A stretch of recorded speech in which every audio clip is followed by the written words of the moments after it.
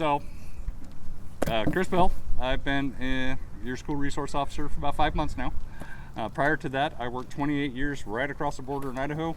I spent 4 years as a narcotics investigator / supervisor. So I've seen a lot of the trends in our area, and I have a little bit of experience with this stuff. So helping me out today is Chief Stocking. Afternoon guys, I'm Chief Stocking, Shane Stocking. I'm the fire chief here for Newport and South Pend Oreille County. I'm also a paramedic here. I came here from Florida. I worked for Gainesville, Florida, and my job for the fire department was running interdiction teams for narcotics. We had a very, very high percentage of transits and a big university. We had a lot of overdoses, so my job was to try to get ahead of this curve and try to do interdiction. Now, spoiler alert, we never got ahead of the curve, but we have a lot of experience in fentanyl and narcotics. So, who can tell me what fentanyl is? This is a participation group. You guys are seniors. Come on now. You know, okay. Yes, Jacob. A medication. Medication. We're primarily going to. It is a medication. It's a very good medication. What's it used for? Controlled breathing and severe pain. It's a very good painkiller. Yep, I carry it on my truck right there. It's one of our frontline drugs that we use as paramedics here in this county. So when it's used in controlled environments, it's a fantastic thing, but we're not going to focus on the legal stuff. We're going to focus on the illegal stuff today. So over the last 30 years in the U.S., there's been a lot of drug trends. The opioid drug trend has been one of the worst ones. So in the 90s, in early 2000s, we saw a lot of prescription drug abuse, where it started off with like oxycodone, hydrocodone, Oxycontin.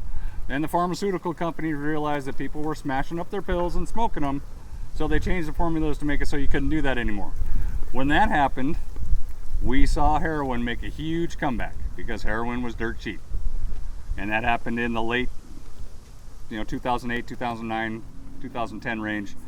Until about 2013, 2014, then fentanyl came in, and we're still in the fentanyl, and we cannot seem to get ahead of it. So, since I have worked in this area for almost 30 years, when I started in 1997, what was happening was homegrown meth labs and marijuana. That was our stuff. Bonner County had, per capita, we were in the top 10 in the nation for meth labs. That meant we had 4 in 1 year. We had one explode, which is terrible. And then after the meth, in the early 2000s, then we got to see methamphetamine make its push from Mexico. Meth is still here, and marijuana was still illegal at the time, so we had lots of BC bud coming down from Canada and all that kind of stuff. And then in about 2005, we started seeing the opioids. We started seeing the Oxycontin, hydrocodone, all those types of abuse. And then in 2010 to 2014, heroin made a huge comeback, both in Newport and across the border. And then since about 2014, it's been fentanyl. And it's still fentanyl.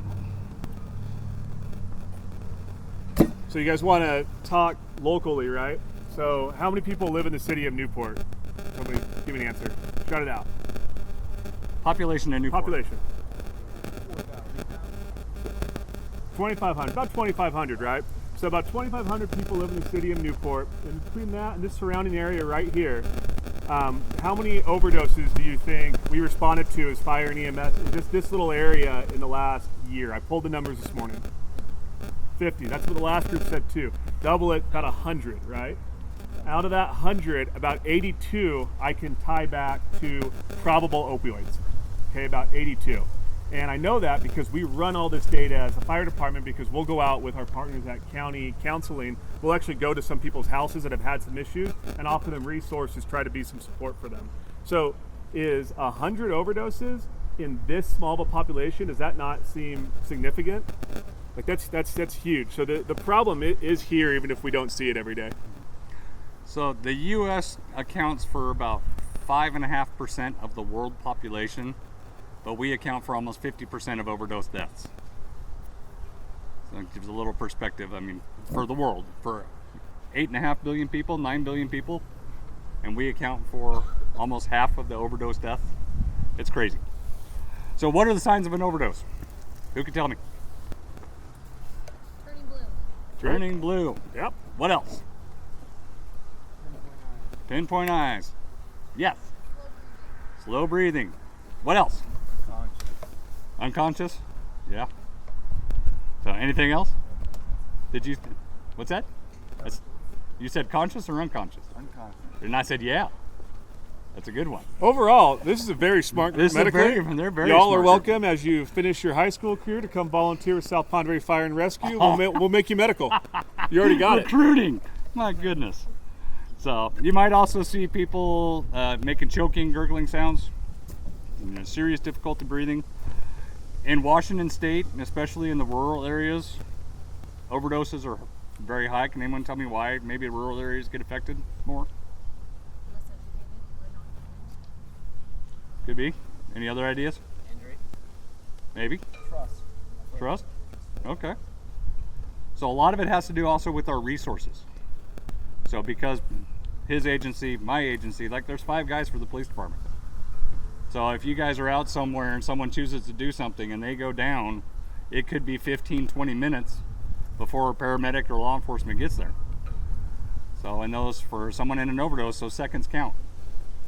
Somebody mentioned, not breathing very well is one of the signs. Yeah, so we know that fentanyl knocks out your respiratory drive, right? Just kicks it out, right?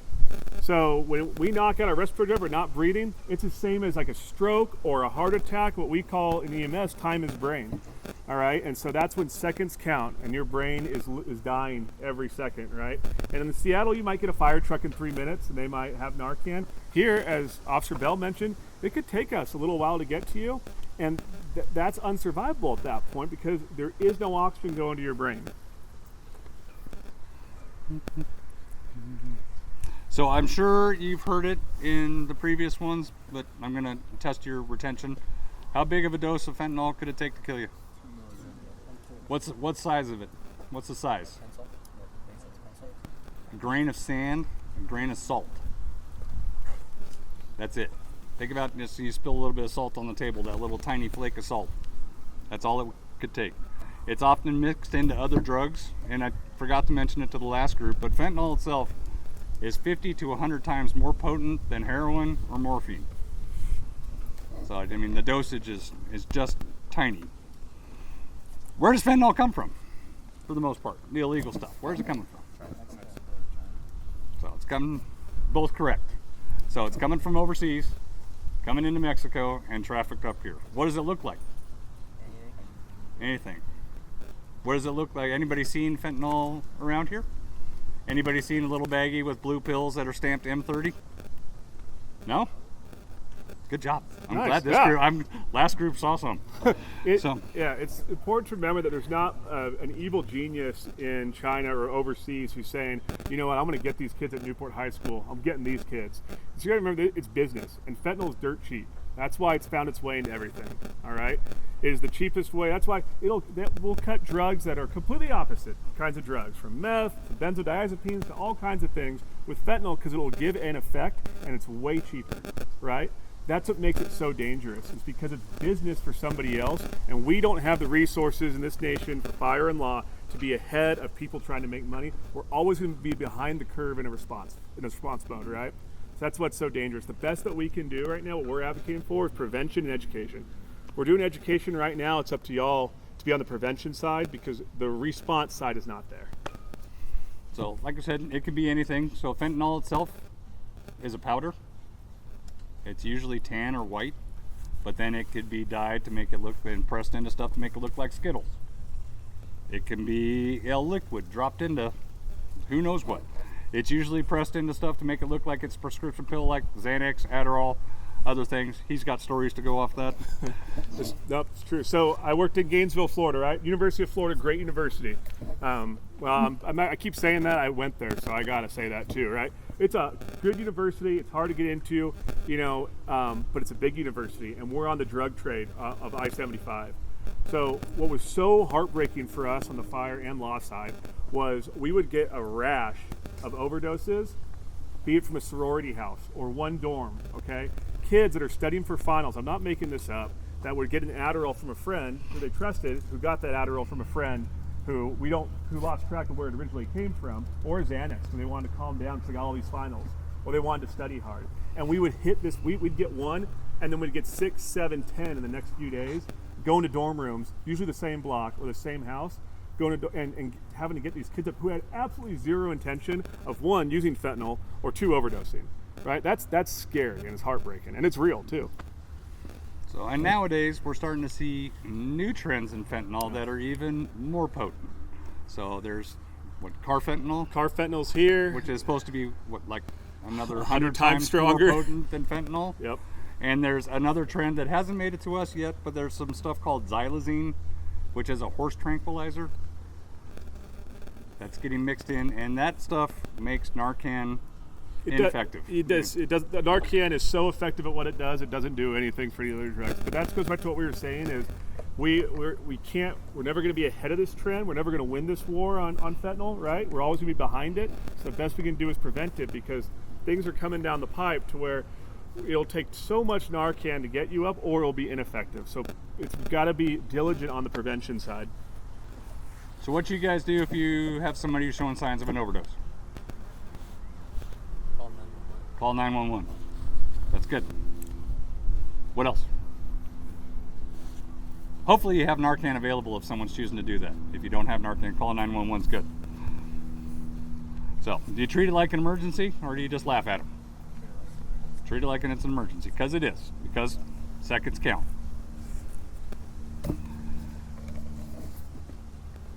So, what we see here is usually we'll see a batch of stuff come in because we'll get a series of overdoses rapidly, and that's where we know on the law enforcement side there's a new batch of drugs in town. So, and that's, you know, we see that. I've been to calls where people have overdosed, they get Narcan, they refuse to go to the hospital, and 2 hours later I've been back at their house because they're dead, because Narcan doesn't work all by itself. It's happened this year, 6 miles from here. All right, I was on that call, and I was on the follow-up call. How long does Narcan last? You guys should know by now, right? 90 minutes. How long does fentanyl, carfentanil, how long do the bad stuff last? Hours. It's going to outlast Narcan. That's why it's so imperative that we call 911, and we'll go into how we treat people in a second. But yeah, that's where we're at now. That's where we're at. I'll just give it back to. Yeah. So, I don't know if me and Officer Bell are getting better or worse at this as we I go don't along. know. So when we give Narcan, right, there's an old adage that people are going to come up swinging and fighting, right? Have you guys heard that? And it's true, because, you know, we're taken away and high. The last thing they remember is a high, if that's what they were going for. They might not have known that, though. And then so there's an old adage of, you know, they're coming up swinging and fighting. So we do want to be aware of that. Also, projectile vomiting. That's going to happen 70% of the time. Easy money. So keep your distance, right? Yeah, don't get right up next. Yeah, have them laying on their side and up to them. So this is a soapbox for me about how we treat people in these situations, right? And when 10 years ago, 12 years ago, when we were to go on an overdose, we'd wake somebody up, and there'd be 2 Chris Bells and 4 of me standing over somebody yelling at them saying, "What did you take? Where are the drugs? What did you take? We know you did drugs. I know you did because you were dead and I gave you Narcan. Where are the drugs?" Okay, so that never worked, right? All that did was cause people to get angry at us. 1, they would then want to fight, and 2, they didn't want our help. And then they didn't want to go to the hospitals. They didn't want to let us care for them, right? So what I've learned over time is we got to use empathy when we come out of these situations. So what I use is I'll say, "Hey, I'm Shane. I'm a paramedic at the fire department. You're not in any trouble. I know it's overwhelming right now. I know you don't know what happened. You're scared. We're here to help you. How are you feeling?" And I'd say I want you to use the same approach if you give Narcan or in a situation with somebody, because they're going to come up confused. They're scared. They don't know what happened. The last thing we want to do is stigmatize them into not getting the help they need. Which brings us to Good Samaritan laws. Anybody know what those are? If you went out to somebody or I'm sorry, I'm yelling at you. Right. And even the people who have used it, you're not in trouble. We will confiscate the drugs, but we're not going to charge anybody, because it's more about saving your life than charging. Okay?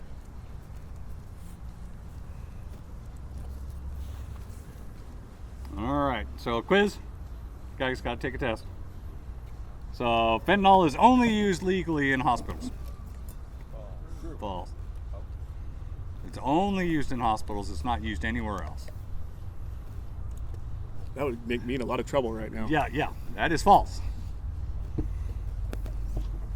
So Narcan will reverse all the effects of a xylazine or another drug mixed in with fentanyl. False. And counterfeit pills are always look suspicious. They're not brightly colored or look like official medicines. False. What questions do you guys have? How do you get the mustache so amazing? That's great question. I'll be really honest. I pluck the grays out of it every morning. Oh, okay. Ashley's diet.